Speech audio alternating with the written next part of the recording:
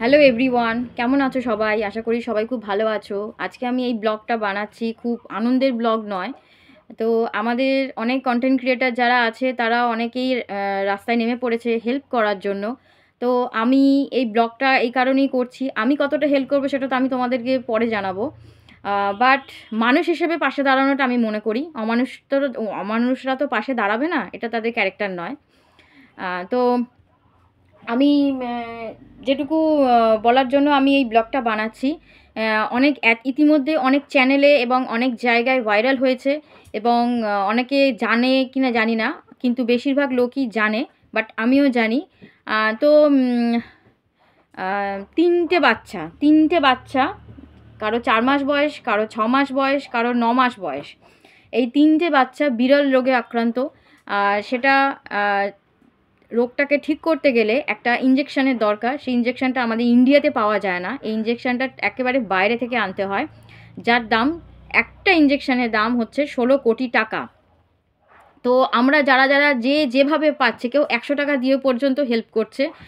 যেহেতু তার স্ক্যানারটা দিয়ে দিয়েছে, আমিও তোমাদের স্ক্যানারটা পরে দিয়ে দেবো। তো আমি একটাই কথা বলবো, যে অস্মিকা, আর ঋতিকা, আরাধ্যিকা, এই 3টে বাচ্চাকে যেভাবে পারো তোমরা হেল্প করো।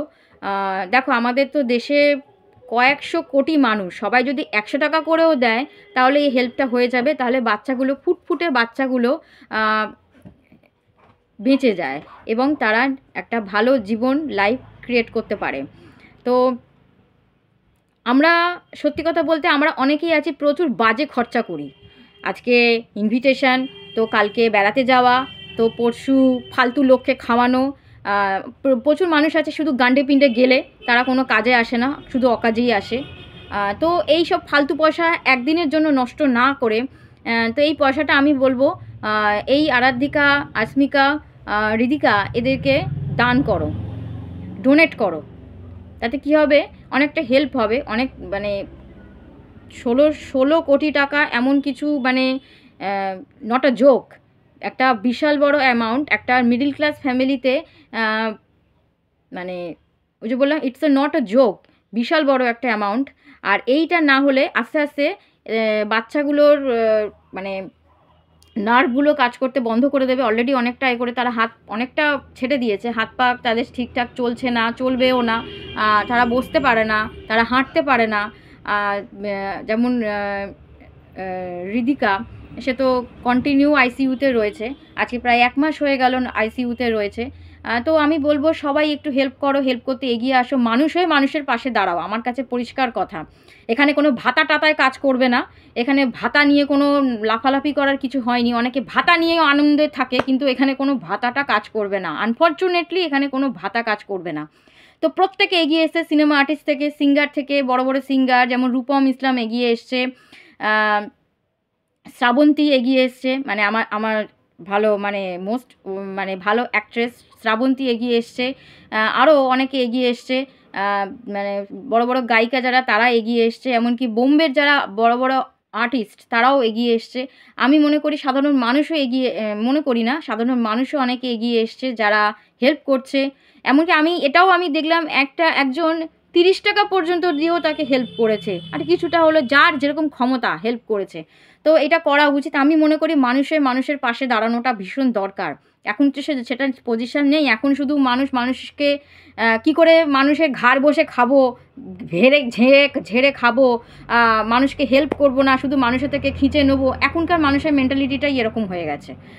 তো এখন মানুষ যারা লাখপতি, যারা কোটিপতি, তারাও যেন ভিখিরির মতো লোকের পেছনে খাওয়ার জন্য দৌড়চ্ছে, এরকম ব্যাপার একটা হয়ে গেছে। মানুষ হয়ে মানুষের পাশে দাঁড়ায় না। তো আমি এটাই মনে করি, মানুষ হয়ে মানুষের পাশে দাঁড়াও। আমি যেটা চোখে দেখি সেটাই বলছি, যে মানুষ এখন মানুষের পরিচয় নেই, মানুষ টোটালি এখন অমানুষে পরিণত হয়েছে। আর তো এই বাচ্চাগুলোকে, এই ফুটফুটে বাচ্চাগুলোকে নতুন জীবন দান করো এবং বাচ্চাগুলোর পাশে দাঁড়াও।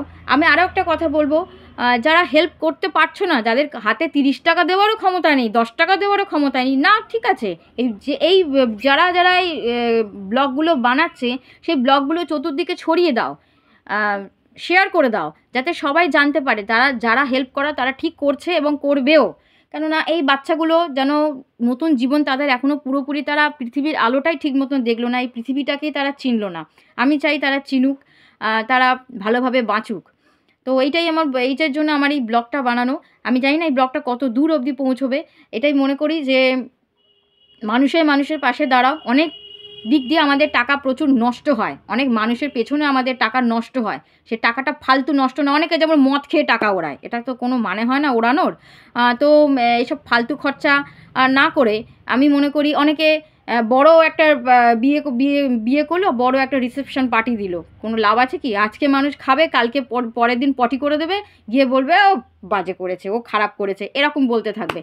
তো আমি মনে করি ওই টাকাটা ফালতু নষ্ট না করে ভালো একটা মানে ভালো একটা কাজে লাগাও, যাতে কয়েক মানুষ মানে 3টে মানুষ হোক আর আমি জানি না আরও এই রোগটা আরও কোনো জায়গায় ছড়িয়েছে কি না, কারণ এই রোগটা প্রচণ্ড হচ্ছে, এটা বিরল প্রকৃতির রোগ।